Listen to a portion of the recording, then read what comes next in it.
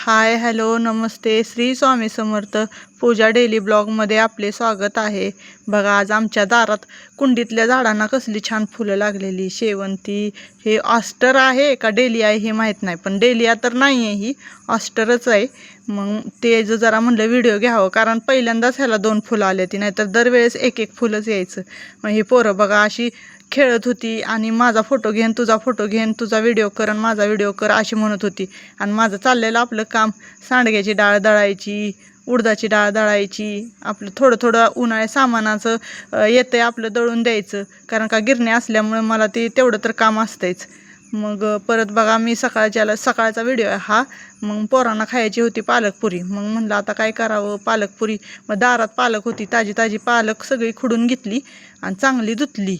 आणि आमच्यात रात्री लय पाऊस आणि वारं, असं म्हणजे विजा कडकडल्या, सगळं म्हणजे असं लय वायदूळ वारं सगळं सुटलेलं. आणि पावसानं तर सगळा असं म्हणजे लय नासाडी झाली आंब्यांची. तर आमच्या दारात लय आंबे पडतात, बघून वाईट वाटते, पण आता करणार काय. मग म्हणलं चला आता पालकची भाजी घ्यावी काढून. आणि पालक बी लय मातीत भरलेला होता, मग चांगला स्वच्छ धुतला बघा त्याला पण. आणि बारीक सारीक सगळे पानं घेतली, काय ठेवलं नाही. आणि थोडंफार म्हणलं राहिलं तर परत मग खुडून घ्यायचं म्हणलं आल्यावर, तरी ताड भरून गच्च गावल्याला.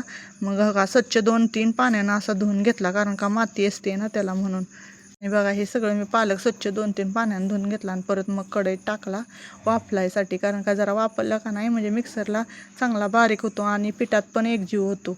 मग परत ठेवला गॅसवर आणि चालू होती माझी इकडं दुसरी गडबड. कणिक मळून घेतली चपाती करण्यासाठी दुसऱ्या पिठाची. परत ही पालकपुरी नाश्त्यासाठी केलती.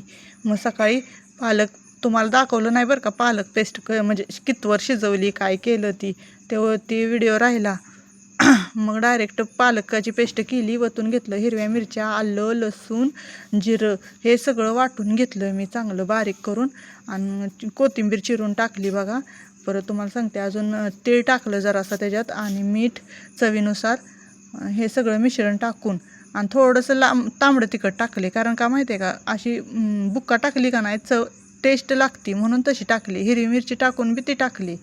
मग तेवढं घेतलं वाटून आणि लगेचच मळायला घेतलं पीठ मळून हे घेतलं. आणि मग दुसरी कामं होती, तर भरपूर कामं होती, कारण आज सुट्टीचा दिवस असला की पोरं घरातच असते ती बघा. ही उठत नाही ती लवकर, सगळं म्हणजे सगळं असं कामाला उशीर होतो, काय करावं आणि काय नाही तीच कळत नाही. मग बरोबर मशनीत कपडे ही घालायला लावली पुरीना, म्हणलं चला आंघोळ्या करून घ्या वगैरे. मग कपडे मशनीत वगैरे घालून घेतली. दीदीनंच माझ्या सगळं केलं. ती परत 2 नंबरच्या पुरीनं लगेचच भांडे घासली, म्हणजे असं सगळी कामं केली का नाही तरी होत्यात. तरी पण आज दिवसभर हाताला हात नाही. आणि त्या नेटवर्क अजून त्याच्यात प्रॉब्लेम असल्यामुळे व्हिडिओ लेट येईल तुम्हाला. त्यामुळं काय असं म्हणजे ही करू नका, व्हिडिओ वेळेवर येत नाही तर काय नाही. पण काय होते आमच्या इकडे जरा पाऊसही पडला की नेटवर्क प्रॉब्लेम असते, त्याच्यामुळे व्हिडिओ व्यवस्थित येत नाही. मग ही मुलं खेळत होती बघा, खेळणी मांडलेली सगळी.